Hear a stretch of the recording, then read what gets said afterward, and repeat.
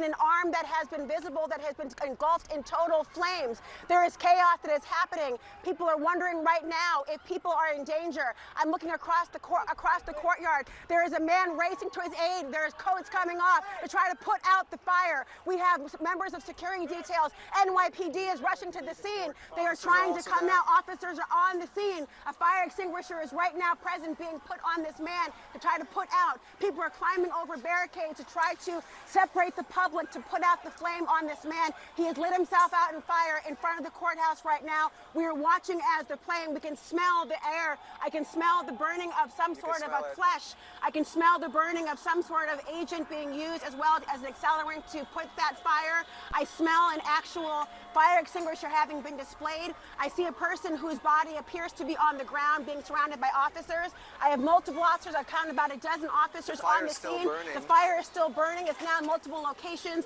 It continues to blaze. Things are getting crazy outside of the courtroom where the first week of Donald Trump's trial is wrapping up, where Donald Trump allegedly paid hush money to a porn star in a fraudulent manner in an attempt to interfere with the results of an election, an attempt to cover up a story that could hurt him, and he did this when they were only weeks out from the election. But these live reports from Fox News, from CNN, that somebody has lit themselves on fire outside of the courthouse seem very credible. I've seen videos of it that I won't show, and things are getting intense. Journalist Nate Schweber said, "A young man set himself on fire after dousing himself with a flammable liquid in Collect Pond Park across from the courthouse. As onlookers screamed, bright orange flames engulfed the man. He was in the area of the park cordoned off for Trump supporters, around 24 of whom fled screaming. The heat of the flames of the burning man could be felt 100 feet away." Now, people lighting themselves on fire historically only happens in authoritarian regimes. It doesn't make sense to do this in America, because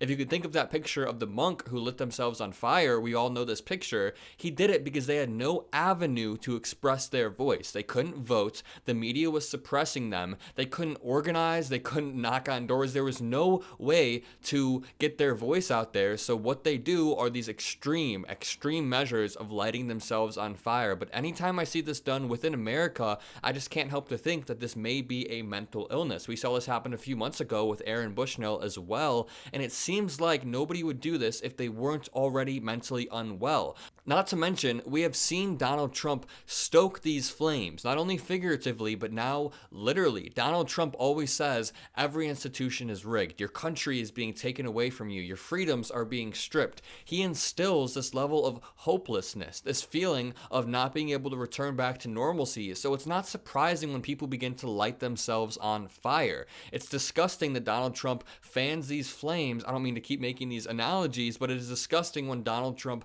does this. What is also disgusting are these reports that Donald Trump apparently has been farting in the courtroom repeatedly. Donald Trump is actually farting in the courtroom, and that it's very stinky around him. And I'll touch back on that, but I think it's important to highlight that in the same way Donald Trump wanted to interfere with the results of an election, MAGA pundits and Donald Trump are now trying to interfere with the jury pool. They're trying to intimidate the people on the jury by releasing information. They're releasing and boosting key information that could help people identify who the jurors are. So yesterday we saw juror number 2 and juror number 4 asked to be excused from this trial. And we know for a fact that juror number 2 wanted to be excused because people around her were calling and saying, "Hey, are you the person on this jury?" And she was scared for her life. We know that Donald Trump's followers are prone to violence. We know that they look up to Daddy Trump as a sort of role model. And when Trump spends all of his time on Truth Social attacking Judge Merchan, attacking Judge Merchan's daughter, we even saw him attack the clerk sitting next to a judge a while back, then yeah, the people that support him are going to start modeling that behavior and attempting to threaten people in similar ways. I mean, I've been to multiple Trump rallies. I've been to probably 20 different Trump rallies, and afterwards I always get these DMs saying, "Hey, if I catch you at one of these rallies, I'll do X or Y to you," which just goes to show that these people are especially prone to violence. Even after January 6th, that only reinforced this idea. And now Donald Trump is out there using this apocalyptic rhetoric about how our country is about to end, our country is being stolen from you. He said there's going to be a bloodbath in the automobile industry only minutes after talking about releasing the January 6th hostages, or so-called hostages, and implying that our country will be doomed. So yesterday we saw Jesse Waters post a segment where he gives out key information about this juror. This should not be legal, but other journalists had already released this information. And Donald Trump then boosted that post on his Truth Social account,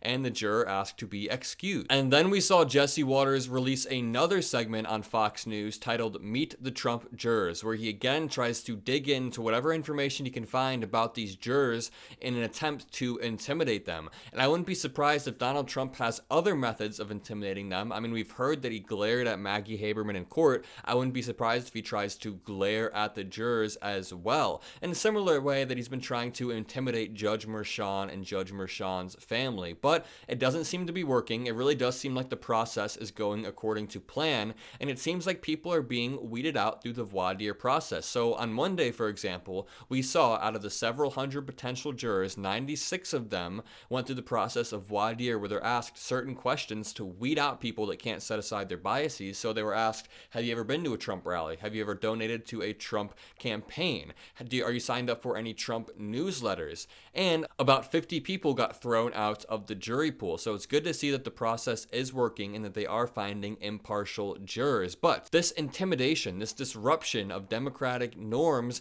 continues to happen. We've seen Donald Trump do this over and over, where he tries to erode all of the norms of every single process. And he tries to act like he's just one of us. He's one of the common men. He's one of the common citizens. But that doesn't apply when you think you're above the law. That doesn't apply when you're flying around on jets and meeting with billionaires and politicians. And while Donald Trump is going through these trials, let's keep in mind Joe Biden is fundraising historic amounts of money. Joe Biden is out there edging him out in the polls, and Joe Biden just gave a speech at an international electric conference where he came out to chants of 4 more years.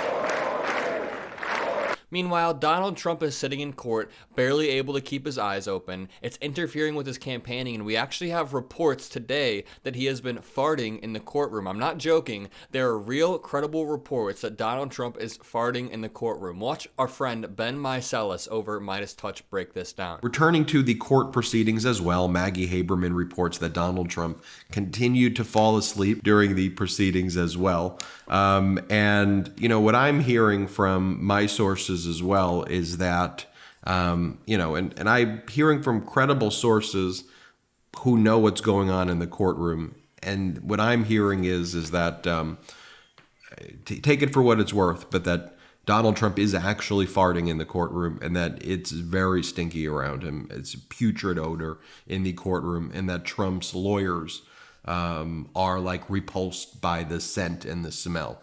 And I'm not just saying that to be like, oh, funny. I'm actually, you know, we have good sources there.